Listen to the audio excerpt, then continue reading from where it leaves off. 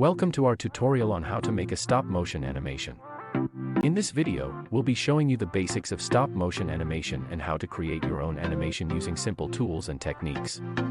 Let's get started. Step 1. First, you'll need to gather some materials. You'll need a camera, a tripod, clay or plasticine figures, and a surface to set up your animation on. You can also use other materials such as paper cutouts or Legos. If you're using a digital camera, make sure it has a remote or interval timer function to take photos automatically. Step 2. Next, set up your animation surface and figures. You'll want to make sure your surface is well lit and your figures are positioned in the way you want them to appear in your animation. Use the tripod to keep your camera steady. Step 3. Now it's time to start taking photos. Begin by taking a photo of your figures in their starting position. Then, make a small change to the position of one of the figures and take another photo. Repeat this process until you have a series of photos that show the movement of your figures. Step 4.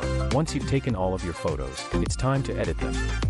Import your photos into a stop-motion animation software such as iStopMotion or StopMotion Studio.